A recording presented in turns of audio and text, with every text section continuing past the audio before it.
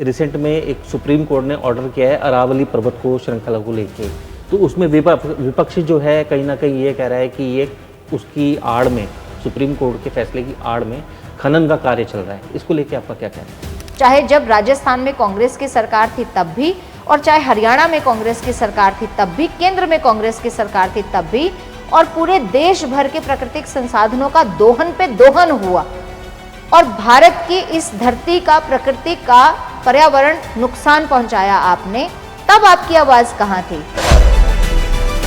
But Congress बार बार यही सवाल उठा रही है कि अरावली के लिए जो नए नियम बने हैं वो कहीं ना कहीं खतरा है।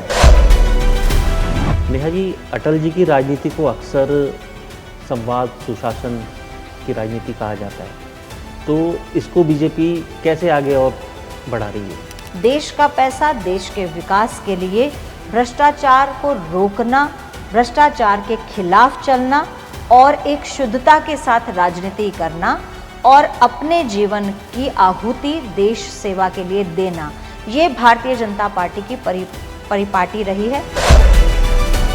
पहले के समय में कांग्रेस की विचारधारा के समय में अमीर और अमीर होता था, गरीब और गरीब होता था। नेहा जी, हाल ही में विधानसभा सत्र हुआ, संसद सत्र हुआ, तो ये कितना कामकाजी साबित हुआ है या फिर ये बस कहते वॉकआउट की भेंट चढ़ गया, या मतलब जो कहते ना आपस में लोग तू तड़ा करके हुआ है, जो भी कुछ हुआ है वो खत्म हो गया? पता नहीं किस तरह का राहुल गांधी जी का नेतृत्व है, मैं उस नेतृत्व पर प्रश्न चिन्ह लगाना चाहती हूँ। नमस्कार, स्वागत है आपका द समर न्यूज़ हरियाणा में। पिछले दिनों हमने बीजेपी प्रदेश प्रवक्ता हरियाणा नेहा धवन से खास बातचीत करी थी। आज फिर हम कुछ खास मुद्दों को लेकर, जैसे अभी विधानसभा सत्र भी बीता है और भी कई करंट के मुद्दे हैं, तो उनको लेके नेहा धवन जी फिर से हमारे साथ मौजूद है। मैम, बहुत बहुत स्वागत है समर न्यूज़ में एक बार फिर से आपका। धन्यवाद मुकुल जी। मैडम, अभी एक सवाल ये है कि रिसेंट में एक सुप्रीम कोर्ट ने ऑर्डर किया है अरावली पर्वत को श्रृंखला को लेके, तो उसमें विपक्ष जो है कहीं ना कहीं ये कह रहा है कि ये उसकी आड़ में, सुप्रीम कोर्ट के फैसले की आड़ में खनन का कार्य चल रहा है। इसको लेके आपका क्या कहना है?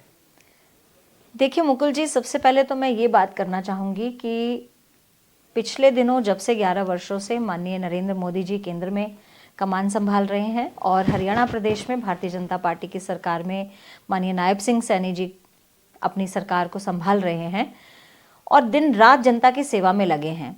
लेकिन इन 11 वर्षों में कोई भी अच्छा फैसला जब देश के हित के लिए लिया जाता है तो विपक्ष उसको झूठ की तरह से मीडिया के सामने, जनता के सामने परोसता है। एक बार फिर से माननीय सुप्रीम कोर्ट जी के अरावली पर्वत श्रृंखला को लेकर दिए गए फैसले को झूठ तोड़ मरोड़ के और गलत तथ्यों के साथ में विपक्ष प्रस्तुत कर रहा है ताकि भ्रम की स्थिति पैदा हो और देशवासियों के सामने एक ऐसी स्थिति पैदा हो जिसमें देश कुछ लोगों को ये लगे कि कहीं ना कहीं कांग्रेस विपक्ष के रूप में काम कर रहा है, लेकिन झूठ पर आधारित, जिसको तुष्टीकरण की राजनीति कहते हैं, उस पर वो काम कर रहे हैं।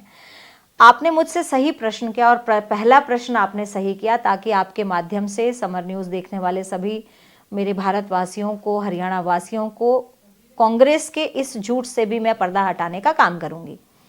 देखिए, सुप्रीम कोर्ट ने जो अरावली पर्वत श्रृंखला को लेकर फैसला सुनाया है वो एक समिति का गठन किया गया है और उस समिति के गठन में ये फैसला लिया गया कि अरावली पर्वत श्रृंखला में खनन के काम पर निगरानी करने के लिए और उसे सर्वेक्षण करके सही फैसला लेने के लिए एक समिति का निर्माण किया गया है। आप भी जानते हैं माननीय नरेंद्र मोदी जी भारत देश ही नहीं, पूरी संपूर्ण सृष्टि, इस धरती, इस पृथ्वी के पर्यावरण के संरक्षण के लिए काम कर रहे हैं। अंतर्राष्ट्रीय स्तर पर माननीय नरेंद्र मोदी जी की पहल को, पर्यावरण संरक्षण की पहल को, चाहे आप G20 में देखें और चाहे अंतर्राष्ट्रीय पृष्ठभूमि में देखें, माननीय नरेंद्र मोदी जी हमेशा पर्यावरण के संरक्षण की बात कहते हैं और खास तौर पर अरावली को लेकर। और हमारी जो पर्वत श्रृंखलाएं हैं, चाहे वो साउथ इंडिया में है, चाहे नॉर्थ में है, चाहे हमारे ईस्ट में है, सभी प्रदेशों की पर्वत श्रृंखलाओं के संरक्षण के लिए, वन्य जीवों के संरक्षण के लिए माननीय नरेंद्र मोदी जी के केंद्र सरकार के हमेशा प्रयास प्रबल तरीके से रहे हैं। तो अरावली को लेकर हमारा कोई ऐसा मकसद नहीं है। माननीय नरेंद्र मोदी जी, केंद्र की सरकार और माननीय हमारे केंद्रीय मंत्री माननीय भूपेंद्र यादव जी का ये प्रयास है कि किस तरह से दिल्ली, राजस्थान, हरियाणा और गुजरात की ये जो अरावली पर्वत श्रृंखला है इसको किस तरह से बचाया जाए। और ये फैसला जो माननीय सुप्रीम कोर्ट ने लिया है ये अरावली की श्रृंखला को बचाने के लिए है। इससे इस फैसले में कहीं ये मेंशन नहीं है कि खनन का काम शुरू होगा या भरपूर मात्रा में खनन शुरू होगा, ऐसा कुछ भी नहीं है। दूसरी बात, जो खनन चल रहा है, कोई नया खनन ओपन नहीं किया है, जो खनन चल रहा है उसका भी वैज्ञानिक और तकनीकी आधार पर पहले उसको समिति जांचेगी। अगर वो पर्यावरण की सुरक्षा के साथ साथ कदम होगा तो ही उस पर परमिशन होगा, नहीं तो उसको भी रोका जाएगा। यानी कि ये पर्वत श्रृंखला को बचाने के उपाय हैं, ना कि उसके दोहन के उपाय हैं। मैं पूछना चाहती हूं कांग्रेस के उन सभी नेताओं से जो आज इस फैसले के बाद अपनी आवाज उठा रहे हैं, मैं उन सबसे पूछना चाहती हूं कि क्या कांग्रेस के समय में बिना परमिशन जो खनन चलते थे, जो अवैध खनन चलते थे, चाहे जब राजस्थान में कांग्रेस की सरकार थी तब भी, और चाहे हरियाणा में कांग्रेस की सरकार थी तब भी, केंद्र में कांग्रेस की सरकार थी तब भी, और पूरे देश भर के प्राकृतिक संसाधनों का दोहन पे दोहन हुआ और भारत की इस धरती का, प्रकृति का, पर्यावरण नुकसान पहुंचाया आपने, तब आपकी आवाज कहां थी? आज जब हमारे देश के प्रधानमंत्री की सोच पर्यावरण के संरक्षण की है, बचाने की है, वन्य जीवों को बचाने की है, बिजली पानी को बचाने की है, तब आप ये प्रश्न उठा रहे हैं। जबकि हम खुद स्वयं इतने संवेदनशील हैं और हमारी सरकार इस मामले में इतनी संवेदनशील है। आपको चिंता करने की आवश्यकता नहीं है, कांग्रेस को चिंता करने की आवश्यकता नहीं है, हम स्वयं इस बात की चिंता कर रहे हैं। और ये अरावली पर्वत श्रृंखला के खनन की बात नहीं है, ये फैसला अवैध खनन को रोकने और अभी जो खनन चल रहा है उसमें भी समीक्षा करके, तकनीकी और वैज्ञानिक आधार पर समीक्षा करके, पर्यावरण के आधार पर समीक्षा करके फिर फैसले लिए जाएंगे। लेकिन जो कांग्रेस बार बार यही सवाल उठा रही है, मैं आपकी बात सारी सुनी मैंने, बट कांग्रेस बार बार यही सवाल उठा रही है कि अरावली के लिए जो नए नियम बने हैं वो कहीं ना कहीं खतरा है। तो क्या उनके पास, आपको लगता है कि कोई ऐसे ठोस या साक्ष्य उनके पास मौजूद हैं जिसको लेके बार बार वो सवाल उठा रहे हैं? मुकुल जी, ये भारत देश की विडंबना है कि जब भी कोई फैसला आता है, चाहे वो किसान आंदोलन को लेकर था, किसान बिलों को लेकर था, चाहे वो अन्य जिन चीज़ों का कांग्रेस ने अब तक विरोध किया है, वो सभी कानून उन्हें पढ़े ही नहीं, उन्होंने पढ़े ही नहीं। और मुझे लगता है कि ये जो गलत धारणा विपक्ष की बन चुकी है कि हर मामले में आप खिलाफत में आवाज़ उठाएंगे और भारत की जो सरकार है उस सरकार को कोई काम ही नहीं करने देंगे, तो मुझे लगता है कि ये एक गलत धारणा जो है विपक्ष की बन चुकी है, जिसके कारण से पिछले कुछ दिनों में हमें इस तरह की राजनीति देखने को मिल रही है। लेकिन मेरा ये मानना है कि ऐसा उनके पास कोई ठोस कोई कारण नहीं है। दूसरा, उनको कानून पढ़ने चाहिए, सुप्रीम कोर्ट के फैसले को बारीकी से पढ़ना चाहिए। मुझे लगता है उसके बाद उनकी समझ में ज़रूर आ जाएगा कि ये अरावली के संरक्षण की बात है। अच्छा नेहा जी, बीजेपी बार बार कहती है कि पर्यावरण और अर्थव्यवस्था दोनों को साथ लेके चलेंगे, तो ये जमीनी स्तर पर कैसे इसको लागू किया जा रहा है? देखिए, पर्यावरण को हम किस तरह से साथ लेकर चल रहे हैं, मैं आपको एक बहुत भावनात्मक बात बताऊंगी।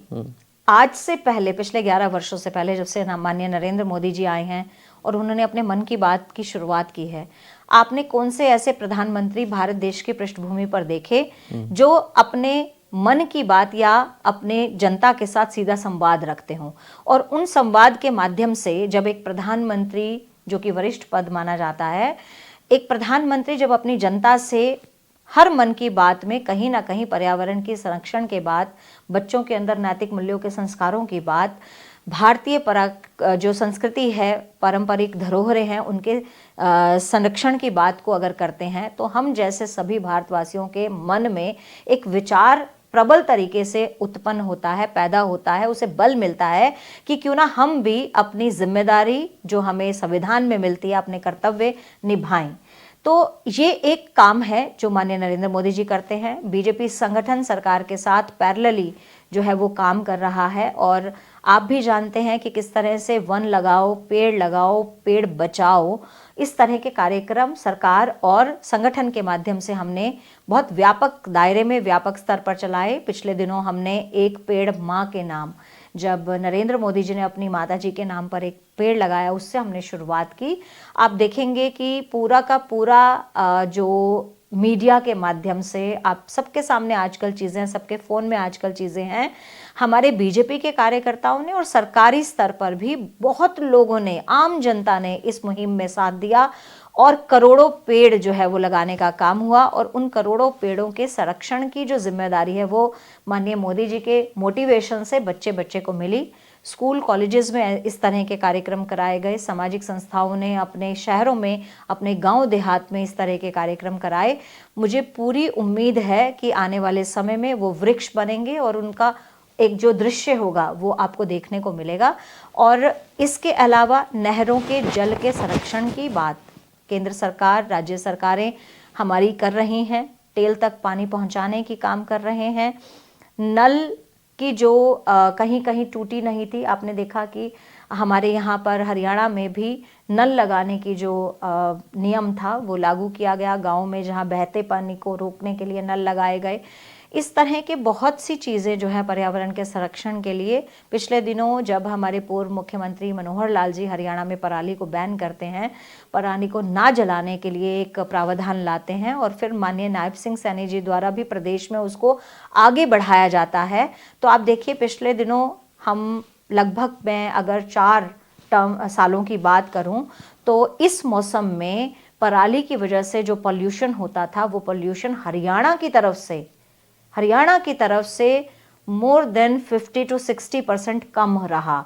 जबकि पंजाब सरकार, हमने नासा की वेबसाइट से फोटोग्राफ भी लिए, सैटेलाइट से फोटोग्राफ लिए, जिनसे साफ पता चला कि हरियाणा में पराली को बहुत बहुत बहुत कम जलाएगा। किसानों ने सरकार की इस मुहिम में साथ दिया, जबकि पंजाब की सरकार ने इस तरफ कोई कदम नहीं उठाया। और पोल्यूशन का मुख्य कारण, पराली के द्वारा पोल्यूशन का मुख्य कारण जो है वो पंजाब में जलाए जाने के कारण हमारे सामने आया। लेकिन उसमें भी अभी निरंतर हरियाणा की तरफ से कमी है।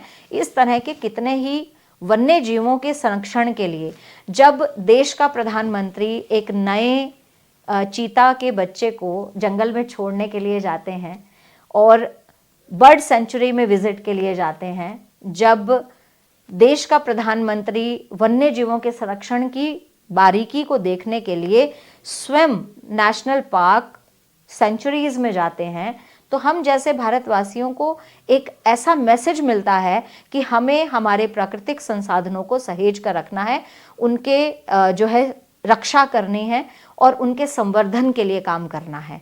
ऐसे बहुत से काम हैं जो हमारी सरकार कर रही है। बहुत बढ़िया नेहा जी, आपने बखूबी बताया खैर इस बारे में। अभी एक कल 24 तारीख है, कल अमित शाह जी भी यहाँ पर आएंगे और अटल बिहारी वाजपेयी जी की प्रतिमा का अनावरण भी करेंगे। तो बीजेपी और देश की राजनीति के लिए वो कितना महत्वपूर्ण क्षण है? देखिए मुकुल जी, जब जब भी देश के प्रधानमंत्री नरेंद्र मोदी जी और हमारे देश के गृह मंत्री अमित शाह जी हरियाणा की इस पावन धरा पर आते हैं तो हम सब हरियाणा वासियों के अंदर एक खुशी की लहर होती है। आज हमारा पूरा संगठन जो है, हमारे प्रदेश के जो हमारे प्रभारी हैं माननीय सतीश पुनिया जी, हमारे मुख्यमंत्री नायब सिंह सैनी जी, हमारे प्रदेश अध्यक्ष मोहनलाल बडोली जी, हमारे संगठन मंत्री फरिंदर नाथ जी पिछले 2-3 दिन से यहाँ पंचकुला में हैं और पूरे इस कार्यक्रम को बहुत बारीकी से देख रहे हैं।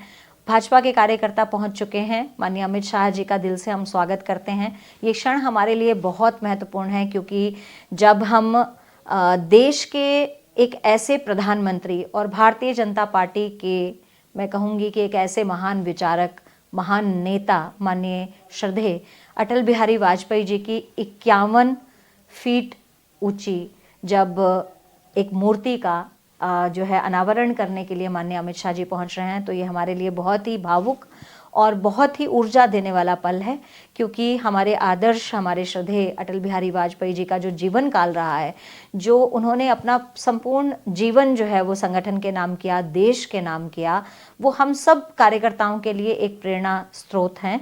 उनके जो मूर्ति का अनावरण है पंचकुला में, उसके लिए पहुंच रहे हैं। उस दिन यहाँ पर जो है मेडिकल जो है ब्लड डोनेशन कैंप भी लगाया गया है और कार्यकर्ता बहुत अच्छी संख्या में हर ज़िले से यहाँ पर उस ब्लड डोनेशन कैंप के लिए पहुँचने वाले हैं और कार्यकर्ताओं में बहुत उत्साह है कि माननीय अमित शाह जी हमारे यहाँ पर आ रहे हैं। और देखिए, हर राजनीति जो पार्टी है, संगठन है, उनमें उनके वरिष्ठ नेताओं का खून पसीना होता है जिससे वो पार्टी को सींचते हैं।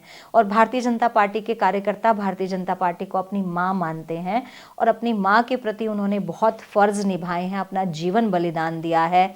ऐसे ही हमारे जो चाहे अटल बिहारी वाजपेयी जी हैं, चाहे दीनदयाल उपाध्याय जी हैं और अन्य जितने भी वरिष्ठ नेता भारतीय जनता पार्टी को मिले, उन्होंने एक राष्ट्र सेवा में, राष्ट्रीयता की भावना के साथ में और देश की अखंडता और एकता को बचाने के लिए, देश की जो संस्कृति है, सनातन की जो संस्कृति है, उसको बचाए रखने के लिए अपने जीवन मूल्यों को इस तरह से सींचा कि वो देश के साथ समाहित हो जाए और देश के संवर्धन के लिए काम करें। ऐसे माननीय अटल जी की जब प्रतिमा वहाँ स्थापित होगी तो वो सदियों सदियों तक आने वाले समय में हमारे हरियाणा प्रदेश के युवाओं को एक प्रेरणा देने का काम करेगी। इस काम के लिए माननीय अमित शाह जी यहाँ उपस्थित हो रहे हैं, पहुँच रहे हैं, उनका हम दिल से स्वागत करते हैं।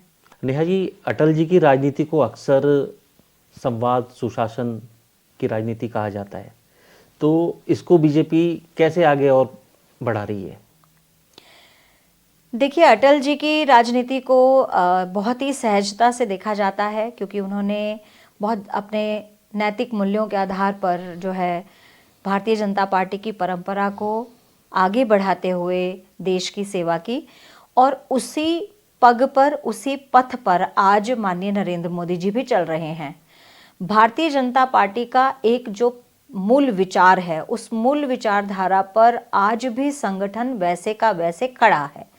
मूल विचारधारा है राष्ट्र की सेवा सबसे पहले, देश का सम्मान सबसे पहले, देश का संवर्धन, देश का विकास सबसे पहले, अंतर्राष्ट्रीय स्तर पर देश की साख सबसे पहले, हम भारतवासियों का सम्मान सबसे पहले, हम भारतवासियों के जीवन जो हमारी दिनचर्या है उसका संवर्धन, उसका विकास सबसे पहले, देश का पैसा देश के विकास के लिए, भ्रष्टाचार को रोकना, भ्रष्टाचार के खिलाफ चलना और एक शुद्धता के साथ राजनीति करना और अपने जीवन की आहुति देश सेवा के लिए देना, ये भारतीय जनता पार्टी की परिपाटी रही है, स्वदेशी के विचार की परिपाटी रही है।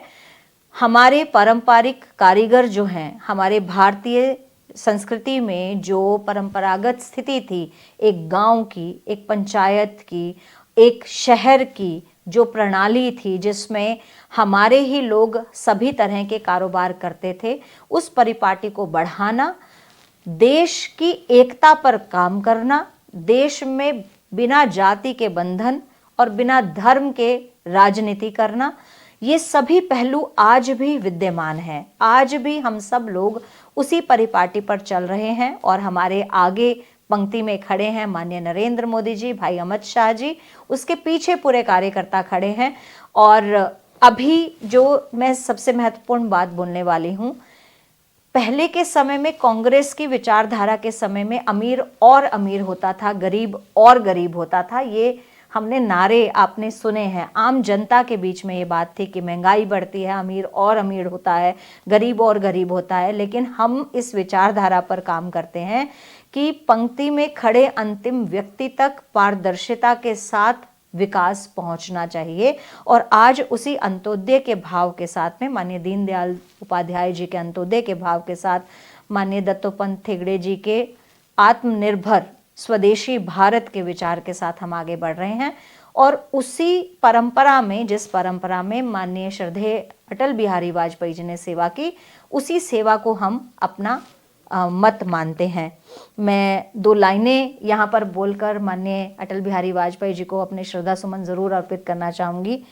वो लिखते हैं कि बाधाएं आती हैं आएं, घिरे परले की घोर घटाएं, पाँव के नीचे अंगार सिर पर बरसे यदि ज्वालाएं, निज हाथों में हंसते हंसते आग लगाकर जलना होगा, कदम मिलाकर चलना होगा, कदम मिलाकर चलना होगा।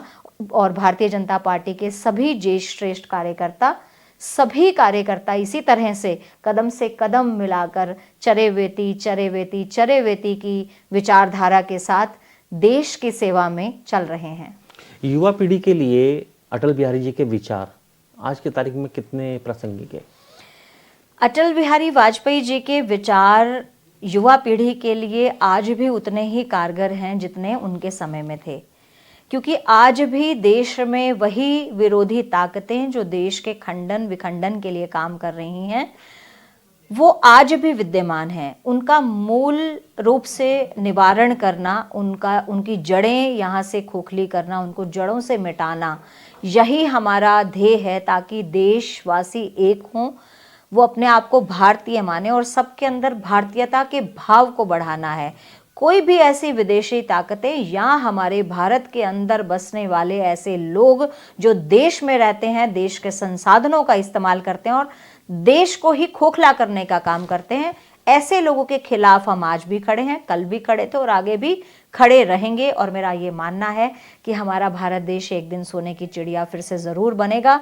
2047 में विश्व गुरु भारत का लक्ष्य हम ज़रूर अचीव करेंगे।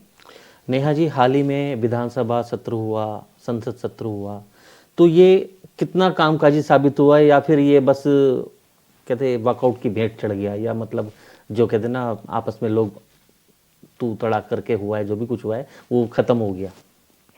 देखिए मुकुल जी, मुझे माननीय अटल जी की याद में जो है उनकी बहुत सी पंक्तियां जो है याद आ रही हैं, तो आपके इस प्रश्न का उत्तर मैं कुछ पंक्ति से दूंगी, उत्तर सुनने वालों को अपने आप समझ में आ जाएगा।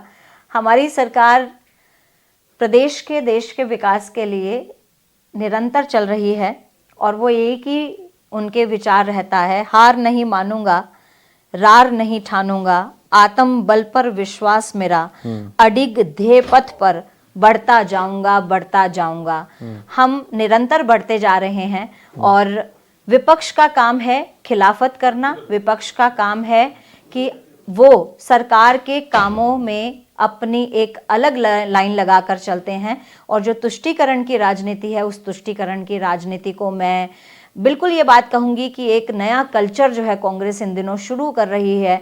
पता नहीं किस तरह का राहुल गांधी जी का नेतृत्व है, मैं उस नेतृत्व पर प्रश्न चिन्ह लगाना चाहती हूं, क्योंकि अगर किसी पार्टी संगठन की विचारधारा भारत देश के वासियों के समय को नष्ट करना है और उनके द्वारा जो फंड्स हैं उस फंड्स का गलत इस्तेमाल करना है, क्योंकि जब भी विधानसभा, लोकसभा, राज्यसभा के सत्र लगते हैं तो उसमें देश का पैसा लगता है, लोगों की कमाई लगती है, लेकिन ये जो कांग्रेस के या अन्य विपक्ष के जो लोग हैं वॉकआउट कर कर वो देश का समय भी नष्ट करते हैं, क्योंकि उस समय में हमारे प्रदेश के विकास के लिए बहुत से काम हो सकते हैं। मैं खुद भी विधानसभा सत्र में थी, हमारे बहुत से विधायक अपने अपने विधानसभा क्षेत्र की बातों को उठा रहे थे जिनको इस सदन के पटल के माध्यम से पूर्ण किया जाना था, लेकिन विपक्ष के वॉकआउट और समय खराब करने की बात से बहुत से ऐसे फैसले डिले होते हैं। और दूसरी बात ये कि विपक्ष केवल बात बोलता है लेकिन सुनने का मादा नहीं है। आजकल मैं देखती हूँ कि मीडिया में आकर वन वे कम्युनिकेशन हो गया है, विपक्ष अपनी बात कह के चला जाएगा, लेकिन वापस से अगर पत्रकार या देशवासी या प्रदेशवासी उनसे कुछ प्रश्न करते हैं तो वो अपना डिबेट भी बंद कर देते हैं और इंटरव्यू भी बंद कर देते हैं। लेकिन इस झूठ को परोसने का काम जो विपक्ष के माध्यम से चल रहा है, मैं इसे कतई सही नहीं मानती। तथ्यों के आधार पर की गई बात की सत्यता जरूरी है। विपक्ष आज क्या करता है, विधानसभा के पटल पर अगर कोई मंत्री अपने तथ्य रख रहा है उसको भी वो सत्य नहीं मानते। मुझे ये बात समझ में नहीं आती कि आखिर वो किस बात को सत्य मानेंगे जब सरकारी विभाग के आंकड़ों को ही आप प्रश्न चिन्ह लगा रहे हैं। आप अपना सप्लीमेंट्री प्रश्न पूछ सकते हैं, आप अन्य प्रश्न पूछ सकते हैं, उसके माध्यम से भी आपको जवाब मिलते हैं, लेकिन फिर भी आप जनता के सामने, मीडिया के सामने वॉकआउट करके या बाहर आकर ऐसी ऐसी बाइट देके ये दर्शाना चाहते हैं कि भारतीय जनता पार्टी झूठ पर आधारित और झूठ बोल रही है। सरकार के किए हुए काम, लोगों के अकाउंट में गया हुआ सीधा पैसा भी उन्हें नहीं दिखता है। लेकिन विपक्ष जैसे सीधे सीधे आरोप ही लगा रहा है कि वॉकआउट कर गया, चर्चा भी नहीं करी, वो कहते हैं हमें टाइम ही नहीं मिला, हमें समय ही नहीं मिला। तो ये क्या लगता है इस पे आपको? देखिए, मैं खुद विधानसभा समय नहीं दिया गया, मैं उनका खुद कहना यही है। कल विधानसभा के सत्र में थी। विपक्ष ने अपनी बात बोली, वापस माननीय मुख्यमंत्री जी बात कर रहे थे। उन्होंने कितनी बार कहा कि मेरी बात सुनिए, मेरी बात सुनिए, मेरी बात सुनिए, और माननीय हुड्डा जी, नेता प्रतिपक्ष, ने इशारा किया और सभी के सभी विपक्ष के विधायक उनके पीछे पीछे हो लिए। अब 15 मिनट के बाद वो वापस सदन में वापस लौटते हैं और आपस में बातचीत करते रहते हैं, हंसी मजाक करते रहते हैं। ये विपक्ष का कैरेक्टर है, ये विपक्ष का व्यवहार है विधानसभा में। जो बात आपने पूछी उस बात का जवाब, देखिए कम्युनिकेशन का रूल है, अगर आप प्रश्न कर रहे हैं तो आपको उत्तर सुनना चाहिए। आप उत्तर से सहमत हो या नहीं हो, यह आपका मत है, आपका विचार है, इसका अधिकार आपके पास है, लेकिन प्रश्न किया है तो उत्तर सुनना भी जरूरी चाहिए। ये विपक्ष को सीखना होगा, अपने पुराने नेताओं से भी सीखना होगा। यानी कि विपक्ष जिन मुद्दों पर चर्चा कर रहा था तो उनकी बात सुनी जा रही थी, उनको 100% समय दिया जा रहा था, बट 100% वो वॉकआउट कर गए। 100%, क्योंकि जब विधानसभा का सत्र चल रहा है तो उसमें सरकार ये थोड़ी ना कह सकती है कि आपने जो प्रश्न किया हम उत्तर नहीं देंगे। आपने देखा होगा, जब भी माननीय स्पीकर साहब बोलते हैं कि आप किसी विधायक का नाम लेकर कि आपकी बारी है, तो वो अपनी प्रश्न संख्या बोलते हैं, जो प्रश्न उन्होंने लिखित रूप पर से सबमिट किया है। उस प्रश्न का उत्तर देने के लिए वो विभाग के जो मंत्री हैं वो उठकर उत्तर देते हैं। मान लीजिए किसी एक विधायक ने कहा कि मेरी प्रश्न संख्या 5 का मुझे उत्तर चाहिए, तो उन्होंने जिस भी विभाग से वो प्रश्न किया होगा उस विभाग के मंत्री जो है उठकर उस 5 नंबर प्रश्न का उत्तर देंगे। तो चर्चा तो होती है, चर्चा के लिए ही तो सदन बुलाया जाता है, वरना किस लिए बुलाया जाता है? कोई काम और तो है ही नहीं। तो ऐसा कहना उचित नहीं है कि विपक्ष की बात सुनी नहीं जाती, ये बिल्कुल निराधार बात है। कहते हैं भाई लोकतंत्र में असहमति जरूरी होती है, लेकिन वॉकआउट क्या इसका सही तरीका नहीं है, बिल्कुल नहीं है। सिंबॉलिक कीजिए, आप किसी बात से आप सहमत नहीं है तो आप सिंबॉलिक कर सकते हैं, अपनी जगह पर खड़े हो सकते हैं, आप 1 मिनट के लिए बोल भी सकते हैं कि हम इस बात से सहमत नहीं हैं, लेकिन समय नष्ट करना सदन का ये बिल्कुल भी सही बात नहीं है। अच्छा नेहा जी, अभी आपने थोड़ी देर पहले राहुल जी की बात करी थी, तो कल ही उन्होंने बर्लिन में एक बयान दिया है, आपको पता ही है। और अभी हम ताज़ा हुड्डा जी की प्रेस कॉन्फ्रेंस से भी आए, उसमें भी किसी ने प्रश्न पूछा था, तो हुड्डा जी का कहना ये था कि क्या बीजेपी में अपने जो पीएम मोदी जी हैं विदेश में जाके नहीं बोलते कुछ? तो इस पर आपका क्या कहना होगा? देखिए, माननीय हुड्डा जी हमारे बहुत ही सीनियर नेता हैं और मुख्यमंत्री भी रहे हैं, बहुत एक्सपीरियंस है उनको राजनीति का। लेकिन मुझे लगता है कि माननीय हुड्डा साहब को ये बात भी ज़रूर समझनी चाहिए कि माननीय नरेंद्र मोदी जी जब विदेश की भूमि पर कदम रखते हैं तो अपने भारत के सम्मान को बढ़ाते हैं। विदेश की धरती पर जब माननीय नरेंद्र मोदी जी कदम रखते हैं तो भारत के संवर्धन, भारत ने जो उपलब्धियां हासिल की हैं पिछले दिनों में, भारत ने जो विकास की गति पकड़ी है उसके बारे में चर्चा करते हैं। बल्कि विपरीत में उनकी पार्टी के जो उनके नेता हैं राहुल गांधी, जब भी विदेश की धरती पर जाते हैं भारत के सम्मान को ठेस पहुंचाते हैं, भारत के लोकतंत्र को ठेस पहुंचाते हैं, भारत के संविधान को की धज्जियां उड़ाते हैं, उसका मजाक उड़ाते हैं। इस बात को बहुत बारीकी से मुझे लगता है, अगर मैं ये कहूं तो उचित होगा कि अगर आप हुड्डा साहब से पर्सनली बात करिए, बिना मीडिया के, बिना कैमरे के, और पूछिए कि दिल से जवाब दीजिए कि क्या आप अपने नेता राहुल गांधी के इन बयानों से सहमत हैं। मेरा दिल कहता है कि उनके अंदर एक सच्चा भारतीय बसता है, वो ना कहेंगे, वो स्वयं इस बात को मानेंगे कि राहुल गांधी जी यहाँ बहुत बड़ी गलतियां करते हैं। विदेश की धरती पर जब आप जाते हैं तो अपने घर की, कहते हैं ना कि अपने घर की बात घर में रखनी चाहिए। कोई भी बात आपके मन में है, आप विदेश की धरती पर बर्लिन में जाके वोट चोरी की बात कर रहे हैं, लोकतंत्र को खतरा है, कितने लंबे वर्षों से इस बात का वो ढिंढोरा पीट रहे हैं। बाहर घर जाकर अपने घर की बुराई करना कहाँ तक नीति संगत और न्याय संगत है ये मैं नहीं जानती। ये आपके सुनने वाले दर्शक कमेंट में अपनी बात जरूर रखें कि क्या विदेशी धरती पर राहुल गांधी के जाकर भारत का सम्मान ना करना, भारत को ठेस पहुंचाना, भारतीयों की साख को कम करना, भारत के संविधान का मजाक उड़ाना, क्या ये नीति संगत, न्याय संगत आपको लगता है? बहुत बहुत शुक्रिया नेहा जी हमसे बातचीत करने के लिए। तो अरावली श्रृंखला, अरावली पर्वत को लेके, चाहे अरावली खनन को मुद्दे को लेके हो, चाहे कल अनावरण जो अपने अमित शाह जी आएंगे उसको लेकर चर्चा करी हमने, इन सब खास मुद्दों पे नेहा धवन जी ने हमसे बहुत खास स्पष्ट रूप से, तथ्यात्मक रूप से बातचीत करी। कैमरामैन आकाश के साथ मुकुल शर्मा की रिपोर्ट, पंचकुला।